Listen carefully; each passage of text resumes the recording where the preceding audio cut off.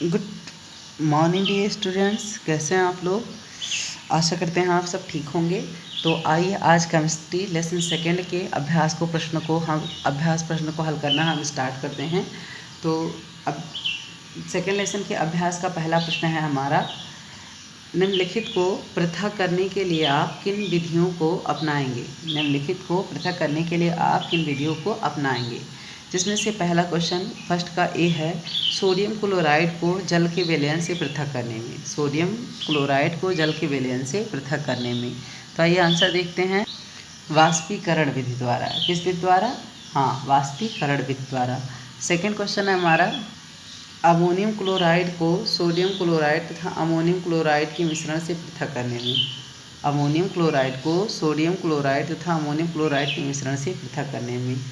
तो इसका आंसर हो जाएगा ऊर्ध्वपातन विधि द्वारा। किस विधि द्वारा? ऊर्ध्वपातन विधि द्वारा। धातु के छोटे टुकड़े को कार के इंजन आयर से पृथक करने में, इससे में किस विधि का प्रयोग करेंगे? आइए देखते हैं, छानन विधि द्वारा। किस विधि द्वारा? छानन विधि द्वारा। छानने की क्रिया के द्वारा हम इसे छोटे टुकड़ों को, धातु के छोटे टुकड़ों को कार के इंजन आयर से पृथक करते हैं। आइए नेक्स्ट क्वेश्चन देखते हैं, दही से मक्खन निकालने के लिए। ये तो आप पिछले वीडियो में भी पढ़े थे। दही से मक्खन निकालने के लिए किस विधि के द्वारा? अपकेंद्रण विधि का प्रयोग करते हैं। किस विधि का? अपकेंद्रण विधि या अपकेंद्रीकरण विधि भी कह सकते हैं हम। तो आइए नेक्स्ट क्वेश्चन देखते हैं, जल से तेल निकालने के लिए किस विधि का प्रयोग करते हैं। जल से तेल निकालने के लिए किस विधि का प्रयोग करते हैं? कि पृथक्करण विधि द्वारा। जल से तेल निकालने के लिए हम किस विधि का प्रयोग करते हैं? कि पृथक्करण विधि द्वारा। हमने आपको पहले ही बताया था कि दो अघुलनशील द्रव को किस विधि द्वारा पृथक करते हैं? पृथक्करण विधि द्वारा बताया गया था, जिसमें आपको कि पृथक्करण विधि बताया गया था। ये नेक्स्ट क्वेश्चन देखते हैं, चाय से चाय की पत्ती पृथक करने के लिए किस विधि का प्रयोग करते हैं? आइए देखते हैं, ये तो आप सभी लोग जानते हैं, चाय की पत्ती को चाय से कैसे अलग करते हैं? छानन विधि द्वारा। किस विधि द्वारा? छानन विधि द्वारा। ये नेक्स्ट क्वेश्चन देखते हैं, बालू से लोहे की पिनों को पृथक करने में किस विधि का प्रयोग करते हैं? ये भी आसान सा है, आप बहुत आसानी से कर सकते हैं लोहे के टुकड़ों को, चुंबकीय पृथक्करण विधि द्वारा। किस विधि द्वारा? चुंबकीय पृथक्करण। क्या आंसर हो जाएगा? चुंबकीय पृथक्करण विधि द्वारा। आइए नेक्स्ट क्वेश्चन देखते हैं, भूसे से गेहूं के दानों को पृथक करने में किस विधि का प्रयोग करते हैं? भूसे से गेहूं के दानों को पृथक करने के लिए आप तो जनरली ओसाई कह सकते हैं, लेकिन इसी को हम कहते हैं विनोइंग विधि द्वारा। किस विधि द्वारा? विनोइंग विधि द्वारा। आइए नेक्स्ट क्वेश्चन देखते हैं, पानी में तैरते हुए महीन मिट्टी के कण को पानी से अलग करने के लिए किस विधि का प्रयोग करते हैं? तो आइए देखते हैं, इसको निथारने के लिए हम कई विधि का प्रयोग कर सकते हैं। एक तो हम इसे छान कर अलग कर सकते हैं, और दूसरा जो है आप इसको अलग करने के लिए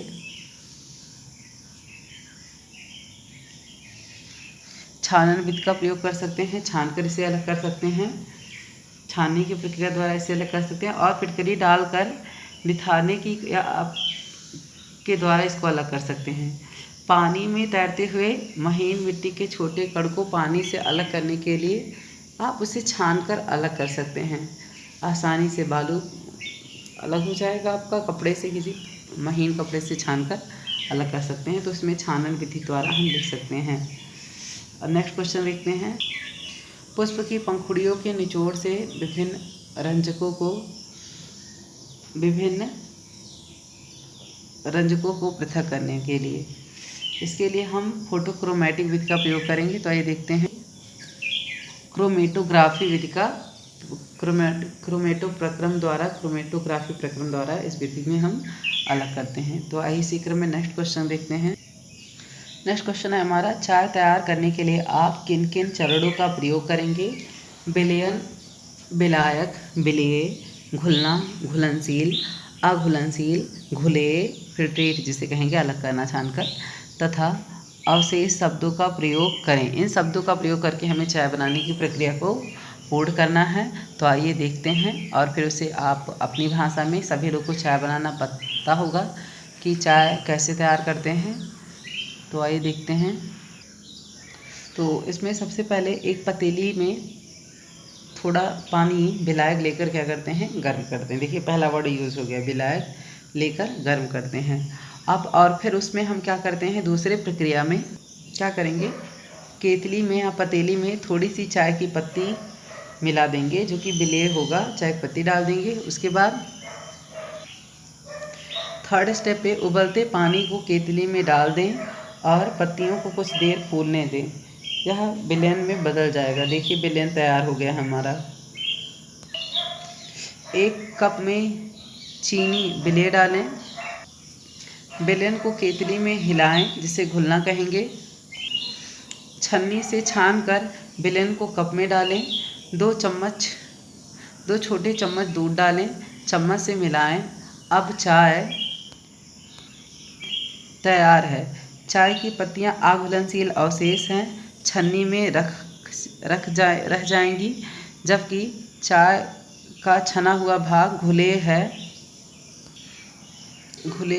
चीनी और दूध घुलनशील विलेय है, जबकि चाय की पत्तियां अघुलनशील विलेय है। एक बार सारे स्टेप्स और आप देख लें कि एक पतीली में थोड़ा सा पानी विलायक लेकर गर्म करेंगे, फिर केतली में थोड़ी सी चाय की पत्तियां विलेय डालेंगे।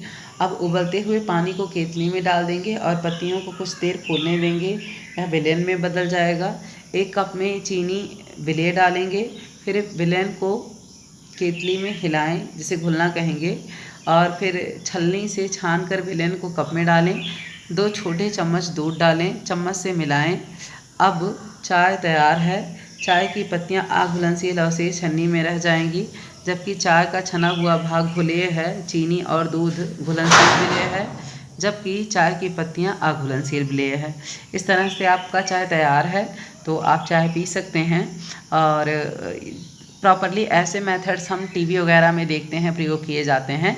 हमारे यहाँ साधारणतः जो है क्या करते हैं, सभी लोग जो है पानी बॉयल करने के लिए रख देंगे, फिर उसमें चीनी और चाय की पत्ती डाल देते हैं, और जब थोड़ा सा बॉयल हो जाता है तो फिर क्या करते हैं, उसमें दूध मिला देते हैं। और जब सब एकदम चाय बॉयल होकर अच्छे से तैयार हो जाती है, घुल के विलयन एकदम तैयार हो जाता है, तो क्या करते हैं, उसे छान कर अलग कर लेते हैं और सब लोग बैठकर आराम से चाय की चुस्कियाँ लेते हैं। तो आप इसे अपनी भाषा में भी लिख सकते हैं, लेकिन ये इस बात का आप ध्यान रखेंगे लिखते समय कि आप इसमें जैसे विलयन, विलायक, विलेय, घुलना, घुलनशील, अघुलनशील, घुले, फिल्ट्रेट अवशेष शब्दों का प्रयोग भी करेंगे। ये शब्द आपके उसमें इंक्लूड होने चाहिए। तो इसी क्रम में आइए हम नेक्स्ट क्वेश्चन देखते हैं। नेक्स्ट क्वेश्चन है हमारा, प्रज्ञा ने 3 अलग अलग पदार्थों की घुलनशीलताओं को विभिन्न ताप पर जांचा तथा नीचे दिए गए आंकड़ों को प्राप्त किया। प्राप्त परिणामों को 100 ग्राम जल में विलेय पदार्थ की मात्रा 100 ग्राम जल में विलेय पदार्थ की मात्रा जो संतृप्त विलयन बनाने हेतु पर्याप्त है, निम्नलिखित तालिका में दर्शाया गया है। अब विलेय पदार्थ कौन कौन से हैं और तापमान यहाँ अलग अलग दिया है। इस टेम्परेचर पे इतने इतने पदार्थ उसमें घोले गए। जैसे पहला पदार्थ विलेय पदार्थ जो हमारे हो पोटेशियम नाइट्रेट है, सोडियम क्लोराइड है, पोटेशियम क्लोराइड है, अमोनियम क्लोराइड है। तो 200 यहाँ तापमान तो है केल्विन में है। 283 केल्विन पर कितना पोटेशियम नाइट्रेट है 21, और कितना जो है सोडियम क्लोराइड है 36 ग्राम, और पोटेशियम क्लोराइड 35 ग्राम, अमोनियम क्लोराइड जो है 24 ग्राम है। और 293 केल्विन पर पोटेशियम नाइट्रेट 32 ग्राम है, क्लोराइड सोडियम क्लोराइड 36 ग्राम है, पोटेशियम क्लोराइड 35 ग्राम, अमोनियम क्लोराइड 37 ग्राम, और फिर 313 केल्विन पे पोटेशियम नाइट्रेट 62 ग्राम, सोडियम क्लोराइड 36 ग्राम, पोटेशियम क्लोराइड 40 ग्राम, अमोनियम क्लोराइड 41 ग्राम, और 333 केल्विन पर पोटेशियम नाइट्रेट 106 है, और सोडियम क्लोराइड 37 ग्राम है, पोटेशियम क्लोराइड 46 ग्राम है, अमोनियम क्लोराइड 55 ग्राम है। फिर इसी क्रम में आइए देखते हैं 353 जो है केल्विन पर पोटेशियम नाइट्रेट 167 है, सोडियम क्लोराइड 37 ग्राम है, पोटेशियम क्लोराइड 54 ग्राम है, अमोनियम क्लोराइड 66 ग्राम है। ये अलग अलग टेम्परेचर पर इन विलयनों को जो 4 विलेय लिखे गए हैं वो अलग अलग मिलाए गए हैं। अब हमको बताना है, जैसे प्रश्न किया गया है, जैसे 50 ग्राम जल में 313 केल्विन पोटेशियम नाइट्रेट के संतृप्त विलयन को प्राप्त करने हेतु कितने ग्राम पोटेशियम नाइट्रेट की आवश्यकता होगी। आप ध्यान से देखिए, 100 ग्राम जल में है 50 ग्राम में पूछा गया है, 100 ग्राम के लिए क्वेश्चन किया गया है।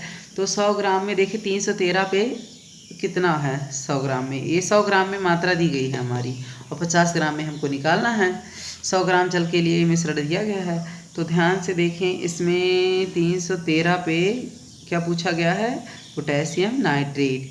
तो 313 पे पोटेशियम नाइट्रेट कितना है हमारा, 62 ग्राम। कितना है, 100 ग्राम में जो है 313 केल्विन पे पोटेशियम नाइट्रेट कितना है, 62 ग्राम है। और हम पे कितना पूछा गया, 100 पे ये दिया गया है 62 ग्राम, तो 50 पे कितना हो जाएगा, 50 मतलब वो जल भी आधा हुआ हमारा, तो टेम्परेचर भी आधा कर देंगे, तो कितना हो जाएगा हमारा, इसका आधा कर देंगे तो हमें मिल जाएगा 31 ग्राम। कितना मिल जाएगा, 31 ग्राम। तो आइए अभी इसका आंसर देखते हैं। देखिए फर्स्ट ये पहले का आंसर हमारा 100 दिया गया है। 100 ग्राम ये कंडीशंस दी गई थी। 100 ग्राम विलायक में विलेय की घुलने की अधिकतम मात्रा उस विलयन में विलेय की घुलनशीलता कहते हैं, एक निश्चित ताप और दाब पर होती है। जिसमें से पहला क्वेश्चन ए था हमारा कि 313 केल्विन पर 100 ग्राम जल में अधिकतम 62 ग्राम पोटेशियम को घोल सकते हैं, ये दिया गया था क्वेश्चन में। तो इसलिए हमारा 313 केल्विन पर 50 ग्राम जल के अधिकतम में कितना हो जाएगा, इसका आधा 31 ग्राम पोटेशियम नाइट्रेट घोलेगा। कि प्रज्ञा 353 केल्विन पोटेशियम क्लोराइड का एक संतृप्त विलयन तैयार करती है और विलयन को कमरे के तापमान पर ठंडा होने के लिए छोड़ देती है। जब विलयन ठंडा हो जाता है तो क्या अवलोकित करेगी, स्पष्ट करें। आइए देखते हैं, आइए बी का आंसर देखते हैं। ध्यान से देखिए, जो कक्षीय तापमान लिया जाता है, कमरे का टेम्परेचर 20 डिग्री सेल्सियस लिया जाता है। सबसे पहले इस 20 डिग्री सेल्सियस को हम किस में कन्वर्ट कर लेंगे, केल्विन में। तो हम लोग जानते हैं C इक्वल टू क्या होता है, K इक्वल टू क्या होता है, 273 प्लस C। तो 273 प्लस सेल्सियस तो 20 डिग्री सेल्सियस है, तो इसमें अगर 273 जोड़ दें तो हमारा जो है केल्विन में कन्वर्ट हो जाएगा। तो यहाँ पे वैसे 273 ही लिया जाता है, तो आप 273 ही लेंगे।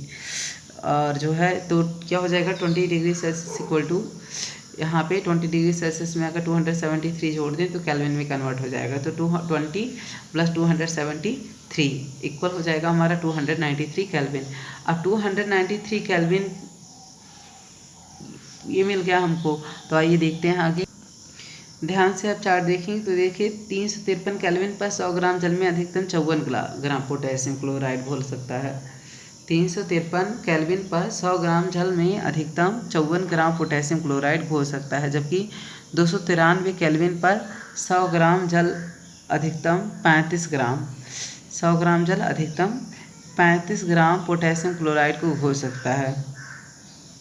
तापमान घटने के साथ साथ ठोसों की द्रव में घुलनशीलता भी घट जाती है। तापमान घटने के साथ साथ ठोसों में घुलनशीलता भी घट जाती है, अतः पोटेशियम क्लोराइड का पाउडर नीचे बैठना आरंभ कर देता है। नेक्स्ट क्वेश्चन देखते हैं सी। क्वेश्चन नंबर सी देखिए यहाँ कितना है, 293 केल्विन पर प्रत्येक लवण की घुलनशीलता का परिकलन करें। इस ताप पर कोई लवण सबसे अधिक घुलनशील होगा। आइए आंसर देखते हैं। यहाँ से देखिए, सबसे पहले इस केल्विन 293 केल्विन को हम सेल्सियस में कन्वर्ट कर लेंगे, तो हो जाएगा 293 माइनस 273 इक्वल टू हमें मिल जाएगा 20 डिग्री सेल्सियस। और जब इसको केल्विन को हम क्या करेंगे, सेल्सियस में कन्वर्ट कर लेंगे तो हमको 20 डिग्री सेल्सियस मिल जाएगा। तो पोटेशियम नाइट्रेट की घुलनशीलता कितना है, 32 ग्राम है, 20 डिग्री सेल्सियस है। मीन्स इसी को अगर 293 पे ही चेक करेंगे हम कि कितना कितना दिया गया है। और पोटेशियम नाइट्रेट की घुलनशीलता 32 ग्राम हो जाएगी, और सोडियम क्लोराइड की घुलनशीलता 36 ग्राम हो जाएगी, पोटेशियम क्लोराइड की घुलनशीलता 35 ग्राम, अमोनियम क्लोराइड की घुलनशीलता 37 ग्राम हो जाएगी। मैंने बताया कि ये टेम्परेचर हमारा किस केल्विन पे है, घुलनशीलता सेल्सियस में दिखा दिया गया है, लेकिन किस टेम्परेचर पे है, 293 केल्विन पे। तो आइए चार्ट में भी इसे हम आपको दिखा देते हैं कि इसकी घुलनशीलता कितने ग्राम में है। ये देखिए हमारा 293 केल्विन का है। 293 केल्विन पे पोटेशियम नाइट्रेट 32 ग्राम, सोडियम क्लोराइड 36 ग्राम, पोटेशियम क्लोराइड 35 ग्राम और अमोनियम क्लोराइड कितना है, 37 ग्राम। तो इसी 293 को ही 20 डिग्री सेल्सियस में कन्वर्ट किया गया था। और इस पे इनके जो क्वांटिटीज़ हैं इनके घुलनशीलता की, ये 32, 36, 35 और 37 ग्राम है क्रमशः। तो आइए देखते हैं। तो 20 डिग्री सेल्सियस से अमोनियम क्लोराइड की घुलनशीलता अधिकतम है। 20 डिग्री सेल्सियस से अमोनियम क्लोराइड की घुलनशीलता अधिकतम है। अब मीन्स 293 केल्विन पर अमोनियम क्लोराइड की घुलनशीलता जो है अधिकतम होगी। सबसे अधिक घुलनशील अमोनियम क्लोराइड ही होगा, जो कि 37 ग्राम है आपका। आइए नेक्स्ट क्वेश्चन देखते हैं। तापमान में परिवर्तन से लवण घुलनशीलता पर क्या प्रभाव पड़ता है? तापमान बढ़ाने से लवण की जल में घुलनशीलता बढ़ती है और तापमान घटाने पर घटती है। मीन्स अगर ताप ज़्यादा है तो कोई भी ठोस होता है या फिर लवण जो होगा वो जल्दी से विलय हो जाएगा, और तापमान कम होगा तो कम विलय होगा। अर्थात ताप बढ़ाने से लवण की घुलनशीलता बढ़ती है और ताप घटाने से लवण की घुलनशीलता कम होती है। तो आज का हम अपना टॉपिक यहीं समाप्त करते हैं। नेक्स्ट डे नेक्स्ट क्वेश्चंस के साथ आपको मिलेंगे। धन्यवाद। इसमें कोई अगर किसी बच्चे को कोई डाउट हो तो उसे मैसेज करके या कॉल करके मुझसे पूछ सकता है। तो आज का टॉपिक यहीं समाप्त करते हैं। धन्यवाद।